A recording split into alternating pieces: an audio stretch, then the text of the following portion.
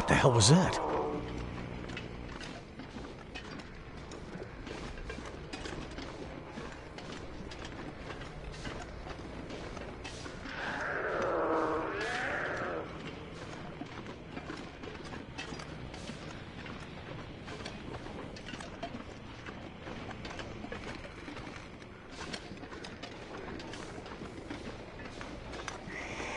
Oh shit!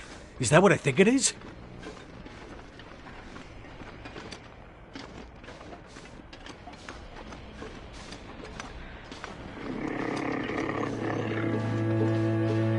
Cougar.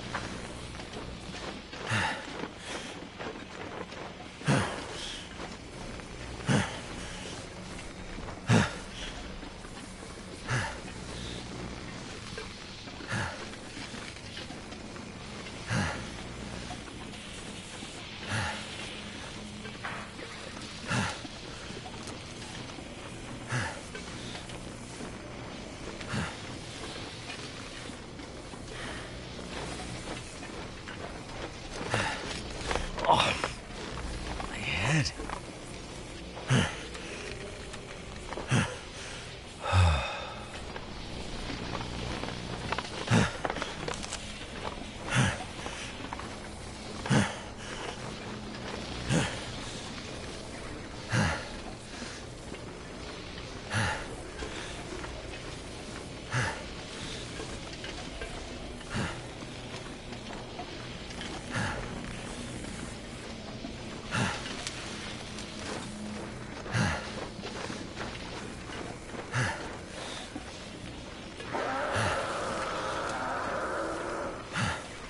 What the hell was that?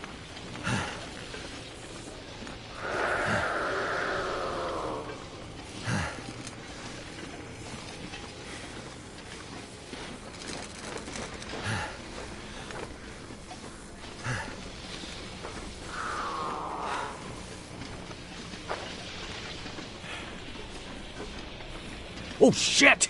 Is that what I think it is?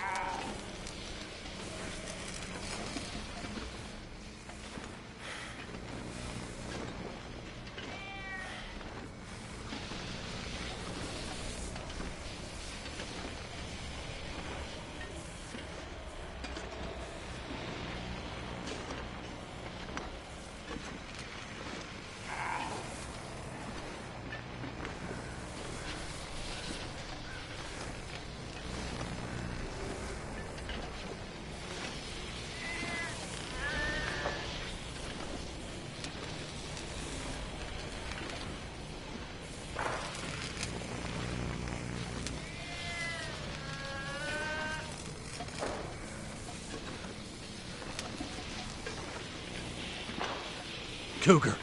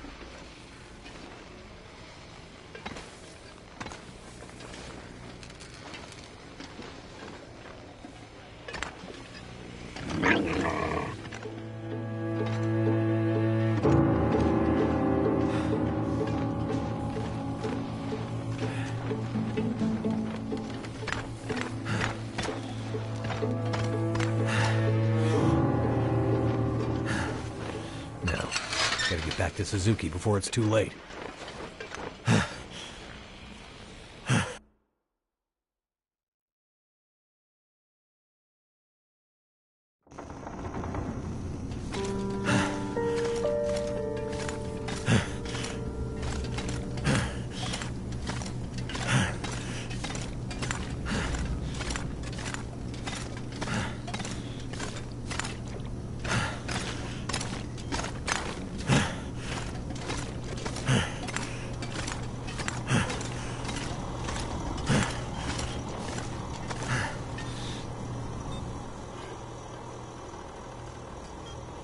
You did it, Mackenzie!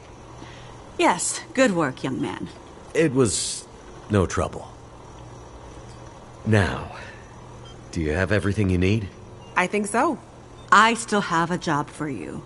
Right. Please, accompany Jace up to... I can handle that alone, Dr. Atwood.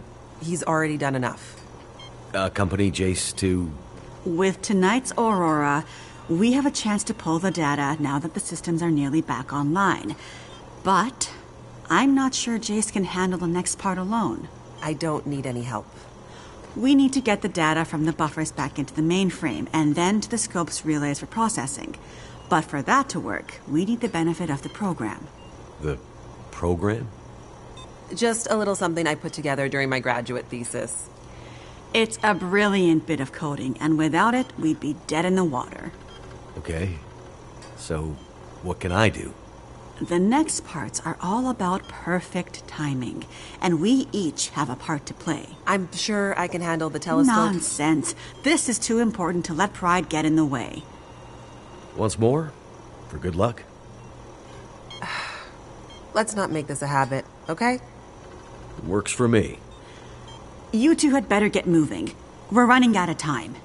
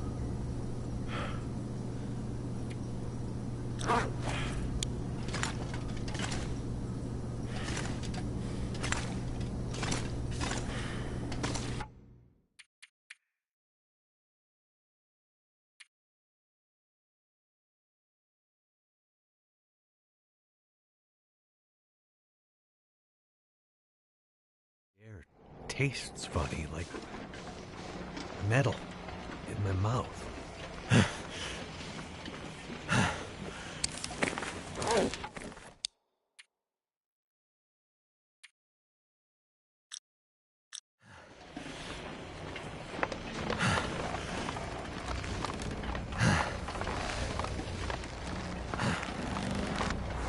Oh, shit.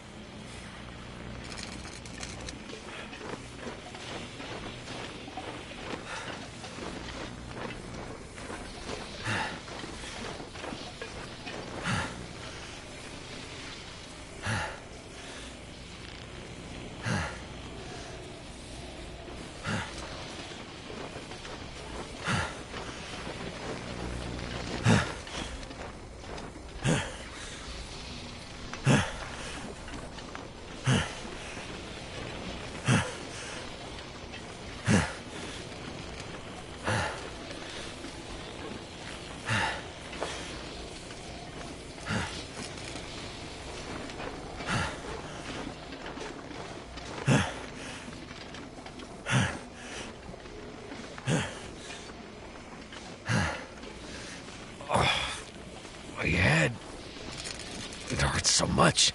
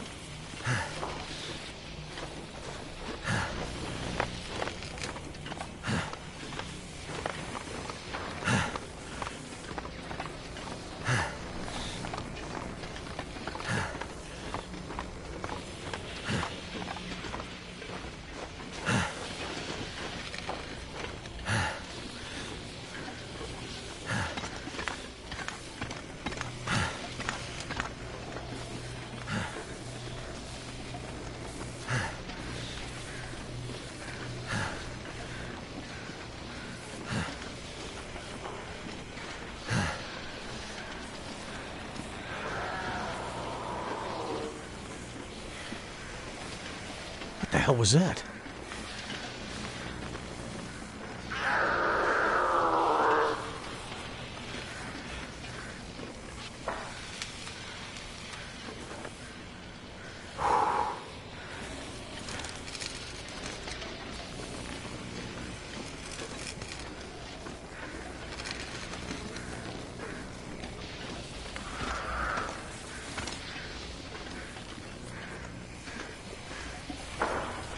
Oh, shit!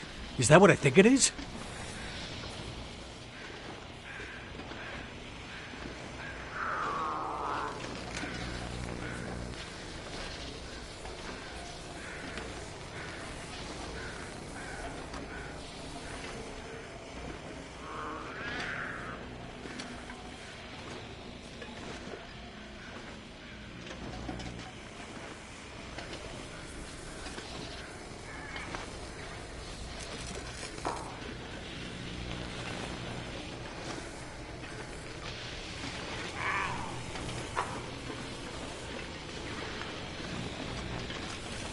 Cougar.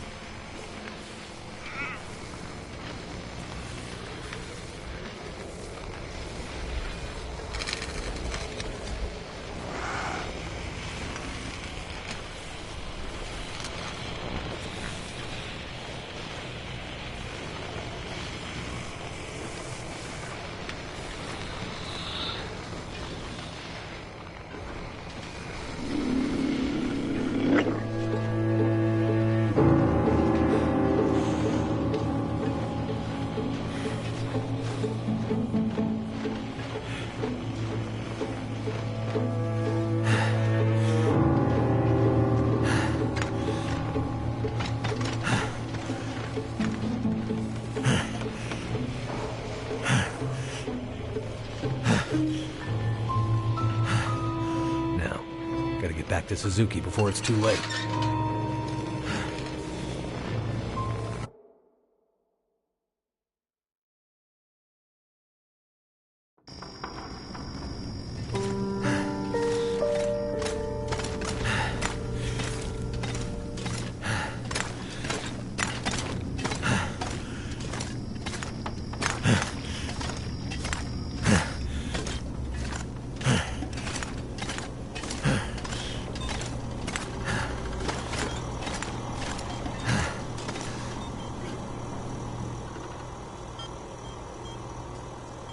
You did it, Mackenzie! Yes, good work, young man. It was no trouble. Now, do you have everything you need? I think so. I still have a job for you. Right.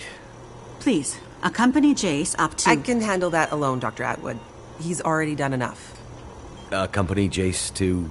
With tonight's Aurora, we have a chance to pull the data now that the systems are nearly back online. But I'm not sure Jace can handle the next part alone. I don't need any help. We need to get the data from the buffers back into the mainframe and then to the scope's relays for processing. But for that to work, we need the benefit of the program. The program? Just a little something I put together during my graduate thesis. It's a brilliant bit of coding, and without it, we'd be dead in the water. Okay. So, what can I do? The next parts are all about perfect timing, and we each have a part to play. I'm sure I can handle the telescope. Nonsense. This is too important to let pride get in the way. Once more? For good luck? Let's not make this a habit, okay? Works for me. You two had better get moving. We're running out of time.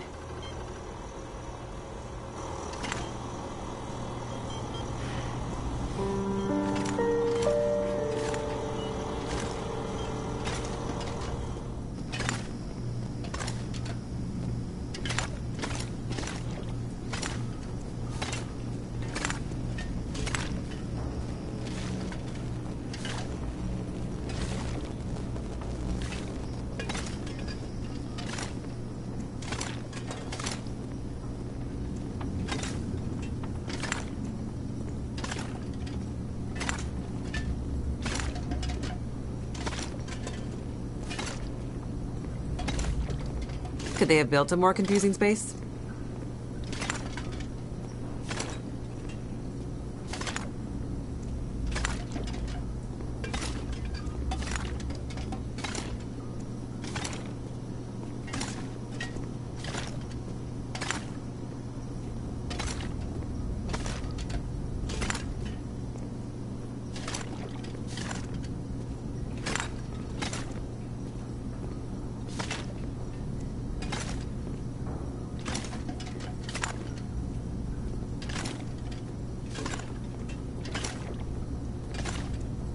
This place is old, but it has good bones.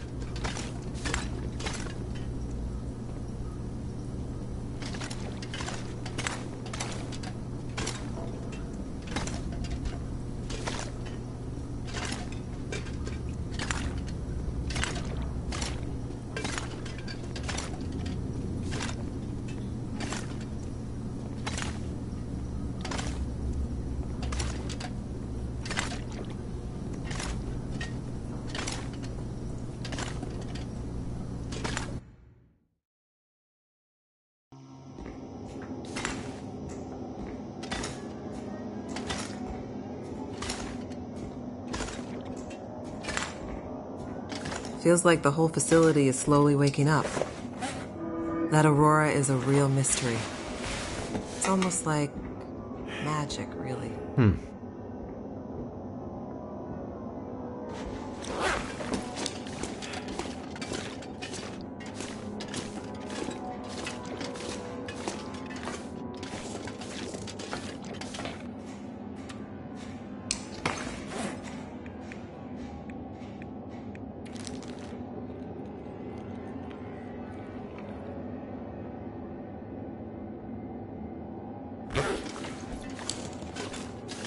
Imagine the logistics involved in building this facility. Staggering.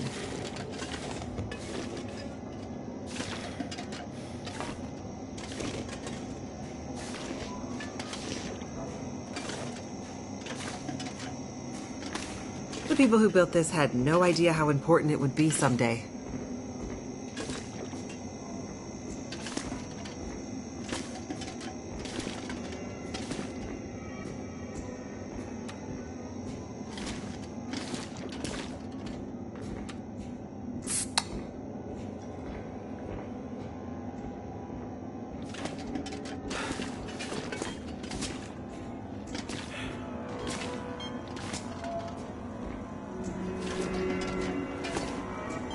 Well, well, there she is, the Suzuki Radio Telescope.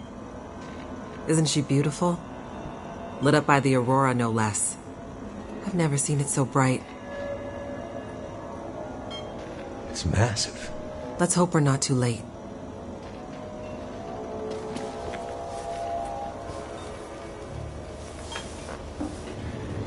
Okay, time to get this party started. There's a fair bit of interference. Keyboard is glitching a bit. Can't be helped, we're way past long shots at this point. Loading the program. Now. Are you in place? I'm seeing some spikes on the sensors at the peak. Shouldn't be long now. What do you need me to do? Okay, this is the tricky part. I'm gonna have to run the program and update the code in real time to modulate for the aberrant magnetic field and... Jace. So I'll be busy focusing on that. Meanwhile, once the telescope grabs a signal, we'll need to follow the source. The new data will help flush the buffers, and the data in the buffers will get pushed to Dr. Atwood's workstation for processing. It's an archaic system, but best I could do with 30-year-old technology. I'm still not clear on what you need me to do. You're a pilot, right? Yep. Know how to adjust your heading to follow a radar beacon? Yeah, I have a pretty good idea. Same principle. Grab the big metal wheels at the base of each leg of the telescope sensor assembly. You'll see a bunch of numbers around the edge. When my program outputs specific bearings, I'll shout them to you. And then you have to find a way to match those bearings as quickly as you can. Sounds easy enough. The timing has to be perfect. Got it. Like, exactly perfect. I hear you loud and clear. Did you say you got here after crashing your plane? Don't start. Get ready. I'm seeing some power spikes. Something big. It's happening.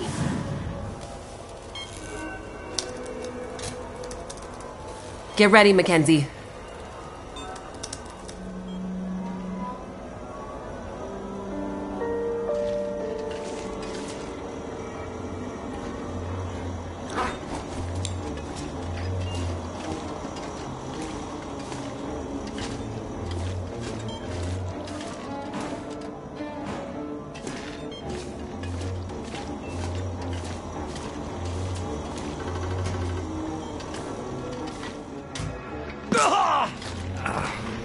What a mess. Look for the wheel, Mackenzie.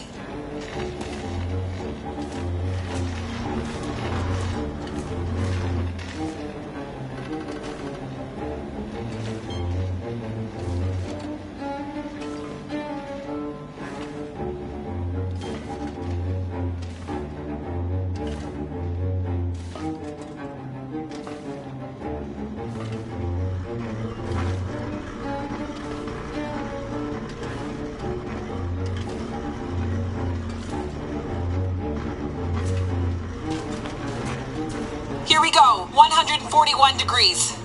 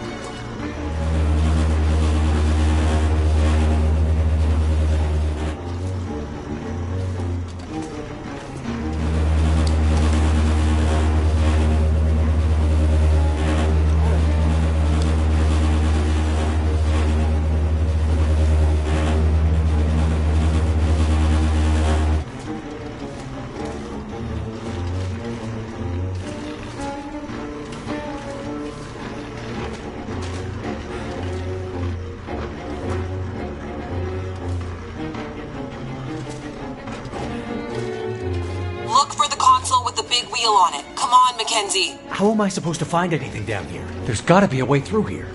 The dish is huge. That's it. We're getting close now. Keep going. Okay, 67 degrees.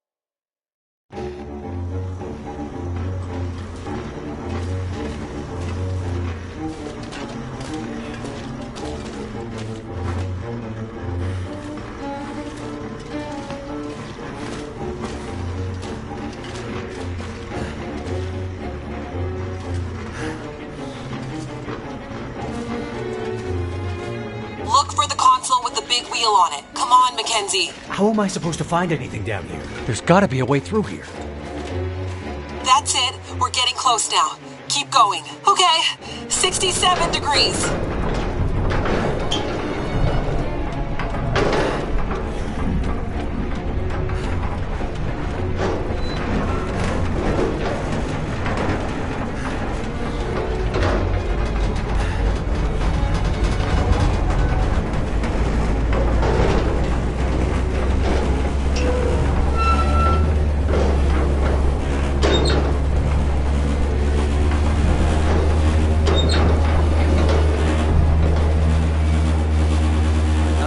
Jace? Everything okay over there? Don't worry. Keep going. Last bearing incoming. Come on, you sweet, sweet program. Don't let me down.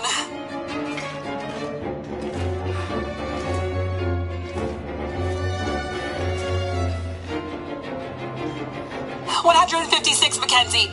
Get to 156 before the whole thing blows."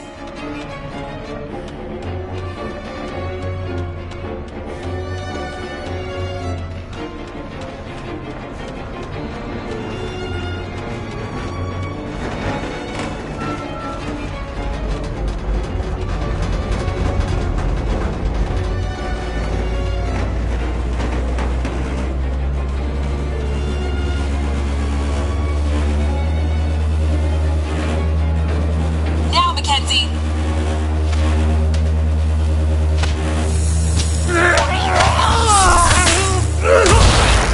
Mackenzie!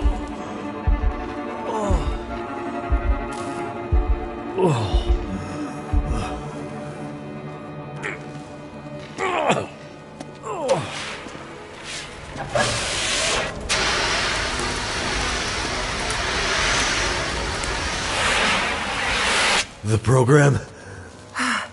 She did the most any program can hope to do. Her job.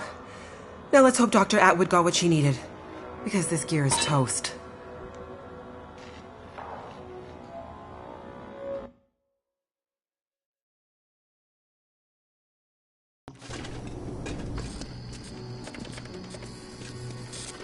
It's coming now. All the data just flooding out of the buffers. It worked. God damn it, it worked. Oh, thank goodness. I'd hate to have to restart my PhD. You did brilliant work, my girl. Absolutely brilliant. We just need to keep the data flow, ensure it comes in a continuous flow, uninterrupted.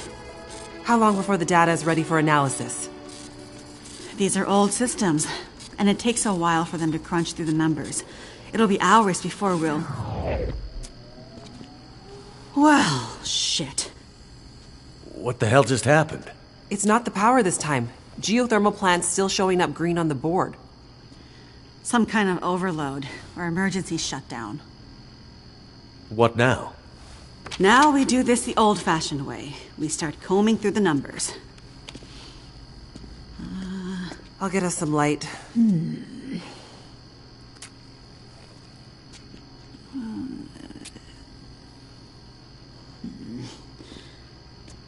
Do you see anything that would indicate the level of K-index we might expect to... Shush, girl.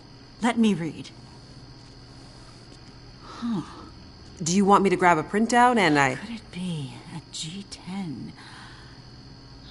Is there something I can do to... Aha! Here it is. Here it is. There it is. What do you see? It can't be. That silly old British bastard was right. He just never knew how right he was. Why did it have to happen in our time? British bastard? Please explain. For you to fully understand would take more time than we have. I'd have to go back more than 150 years. I like a good story.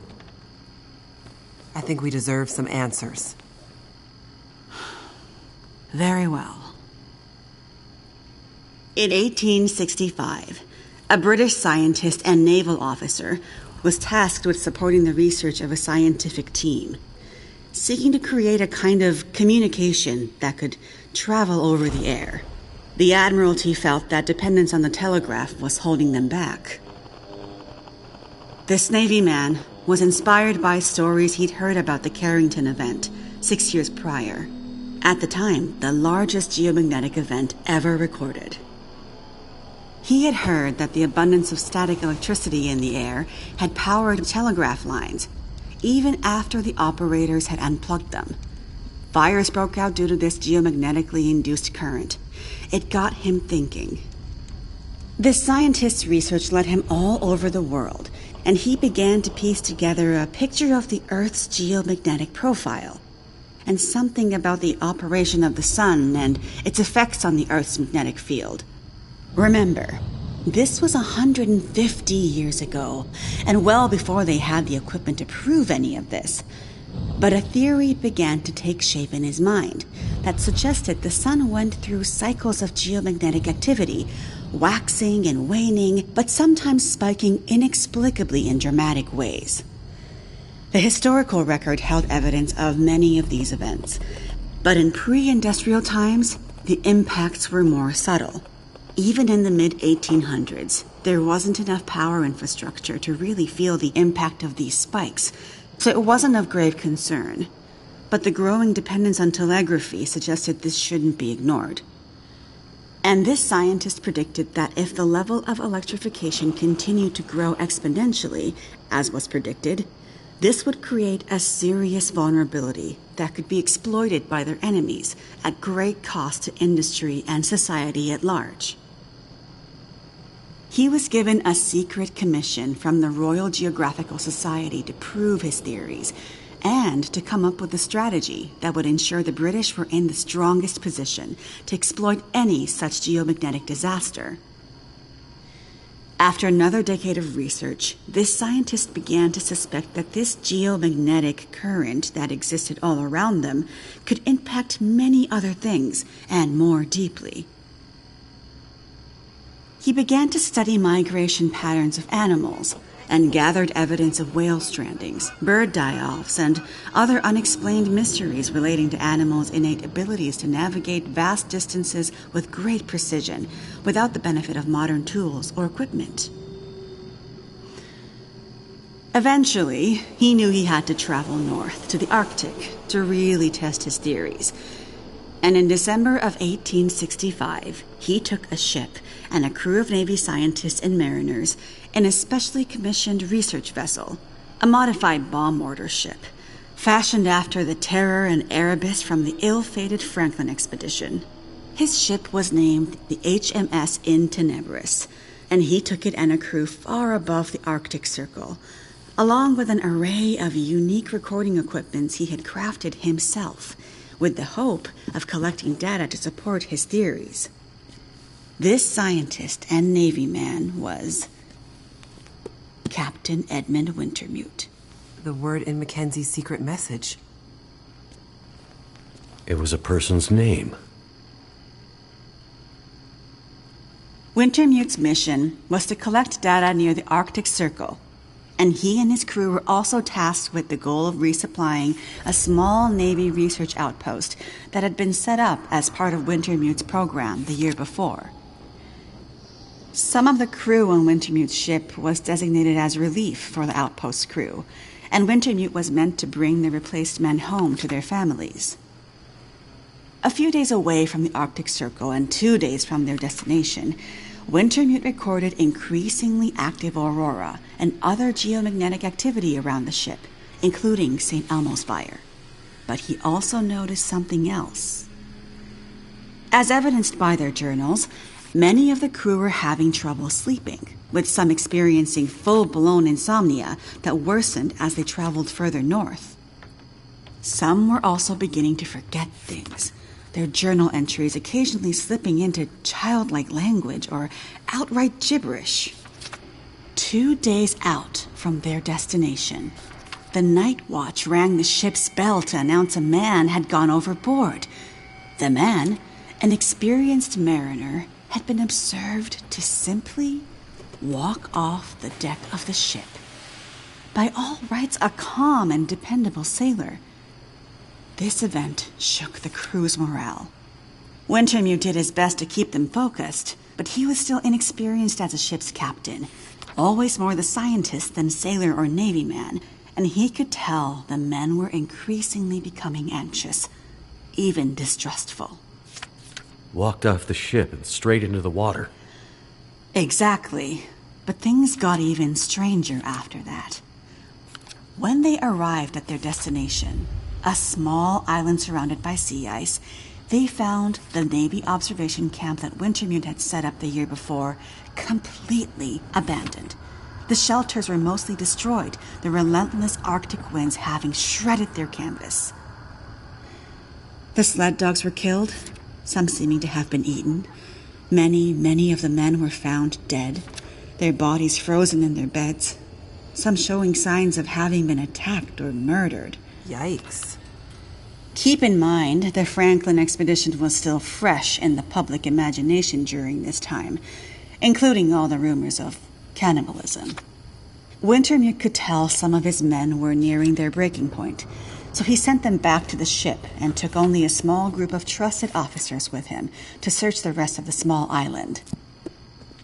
On the far northern side, in an icy bay, they found the remainder of the outpost crew, their bodies frozen solid in the ice. Some appear to have walked in and simply frozen in place. Jesus. And I thought we had it bad. Not wanting to completely abandon his research, but also recognizing the fragility of his situation, Wintermute kept a small group of trusted and hardy men with him. He offloaded sufficient provisions and equipment for them to survive up to 6 months, and sent the crew and the Intenebris back to London, with the request that they send a rescue ship to pick them up. That's dedication. But what does it have to do with our data? I'm getting there. Months later, the relief ship returned to find only Wintermute remained. He had left books of scrawled notes, data he had gathered using his novel devices, sketches and observances of the men he had kept with him, and a detailed diary outlining their slow but progressive decline into a kind of fugue and madness. Wintermute was accused of murdering the men, brought back in shackles, and once back in England, summarily court-martialed and committed to a sanatorium. His equipment, journals, and the data therein were hidden by the Admiralty, and the Royal Geographical Society renounced Wintermute's membership and denounced his research, claiming he had gone rogue. His work disappeared for over a century, until I dug it up. Why haven't we ever heard this story before? Exactly the question you should be asking. I had encountered odd and inexplicable references to his research, but always leading to dead ends. I finally managed to get my hands, through no small feat of my own canny research and a dogged determination, I might add, on a few of his earlier papers. It wasn't easy, believe me. A woman, let alone a woman who isn't white, Had to work 10 times harder to get access to this material, but I managed to do it. I spent the next 20 years piecing it together, tracing the fingerprints of Wintermute's theory, collecting his data, analyzing, and then adding to his research with research of my own using increasingly modern equipment. And the more I dug, the more data I collected, the more worried I became. Because not only had Wintermute's original fear come to pass, that the world had become dependent on the electrical grid, a technology that would easily be taken offline should any Carrington-level geomagnetic event occur. But even worse, that the Carrington event of 1859 was like a tiny spark compared to the massive, overwhelming storm that might come in the future. I started to talk to others about this, but of course people thought I was crazy. They ignored me at first, then started to denounce me, and then ostracize me. Until I eventually found myself so far on the fringes of accepted science that I was entirely isolated, with nobody to trust, nobody who would believe me. I lost my job, my marriage failed, all my academic credentials were thrown into question. Ah, this explains something about your reputation, Dr. Atwood. Nobody would believe me. Except for John, who you met as Jeremiah, Mr. Mackenzie. He was a young corporal in the Canadian military when I first met him. Handsome, as I recall. It's a long story on top of an already long story, so I won't tell it all here. But the important thing was he was stationed at a radar observation post along the Dew Line, far north, and started to observe some strange things of his own. He followed the trail, which eventually led him to me. Then when we got together, there were sparks, I tell you. To be believed by someone, it was like a drug. We worked to uncover more data, and he kept his eyes and ears open, using his military connections to gather more information carefully. And he moved up the ranks, but always stayed under the radar, putting his career aspirations aside to ensure he could stay close to the facilities we needed access to. But it was never going to last. At one point, he was caught accessing some classified data shared with our NATO allies, and they thought he was spying for the Russians, so they put him in military prison. And we lost touch. Years later, he actually found me here, at the radio telescope. He was a changed man. His fire was gone. They'd somehow broken him. He said he still believed, but he couldn't be part of this journey. And that's the last time I saw him. That was more than 20 years ago. I can't believe he's still alive. And on Great Bear, no less. You can't possibly believe that's some kind of coincidence. Jeremiah being here. What are you suggesting? Isn't it obvious? He stayed here for you, to be close to you, to keep watch. He's been here ever since, close by, in case you might need him. And as soon as he saw the aurora and what it could do, he knew. He saw the signs. When I met him, he was nearly killed by a bear, and when I left him, he was still not much more than half alive. Otherwise, I'm sure he would have come here himself. But he sent me to warn you. He made me promise. And he knew by then what that promise would mean. He sent you in his place. And it's a good thing he did, because now we have the final piece. This is the answer we've been looking for all these years. Do we finally have it? I think we do, dear.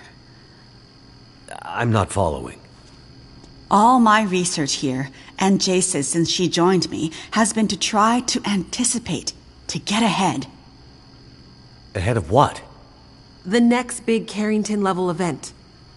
The thing Wintermute spent his life also searching for. And others, lesser scientists, industrialists, crackpots, Even here on Great Bear, the island's unique geologic strata and northern latitude created a perfect test bed for geomagnetic research. Even a few decades ago, a German industrialist named Rudiger. But that's not important. Dr. Atwood, do we know the terminus? We do, my dear. And when is it coming? Do we have time to prepare? No, dear. It's already too late. It's already started. What does that mean? It means we're in a new geomagnetic normal. What you've seen so far is really just the beginning. Things will get much worse from here on out. But how long will it last? Carrington was over in a few days, weeks at most. Oh, this is much bigger than Carrington. How long, Doctor? I hesitate to say. With the data I have, I can only offer a vague range. 40 to 400. Hours? Days? Years. Wintermute tried to warn us 150 years ago, but nobody listened. And now we're at the very beginning of a geomagnetic storm. A disaster of such proportion we've not seen its like in recorded history. The power grid is down. Everything humanity has built over the last 100 years or more, based on technology, electronics, everything based on the integrated circuit, electricity, it's gone. It's all gone. Nature is changing, and soon we'll begin to see the impact on people. We won't emerge unscathed. And this period of darkness will last from 40 to 400 years. A new dark age. The long dark. And what humanity will exist on the other side of it, I cannot even begin to guess. Then I need to warn her. I need to get to Perseverance Mills. You're talking about your ex-wife, the doctor? Astrid will be there. And she needs what's in this hard case. What's in the case? And what kind of doctor? She's a researcher. Insomnia, memory loss, fugue states. I think she stole some experimental meds. She's trying to help a friend. A child that's suffering from some mysterious illness.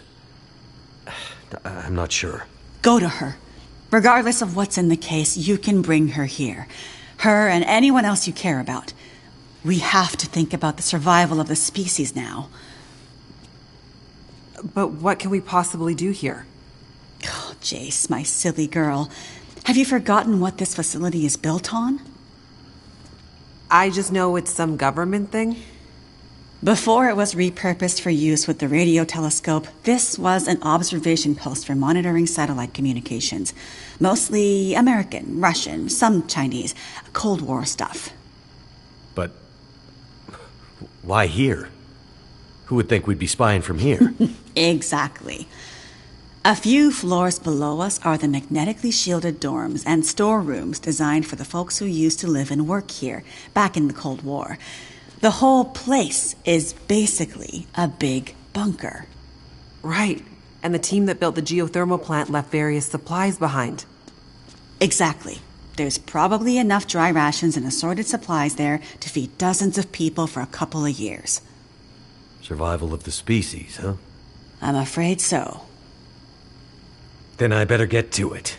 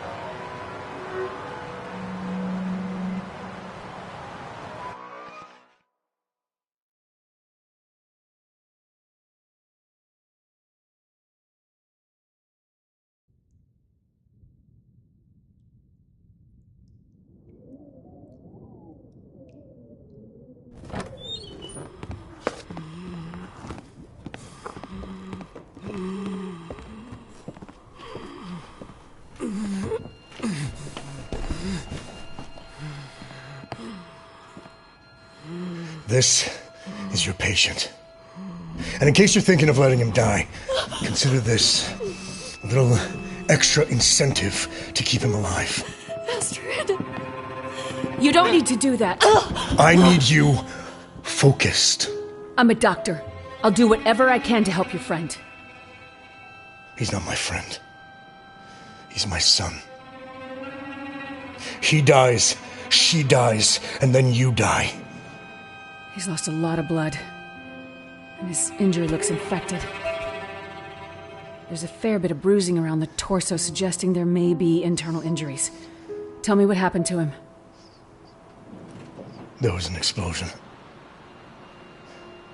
Then a lot of heavy stuff fell on him. How did you know to come here?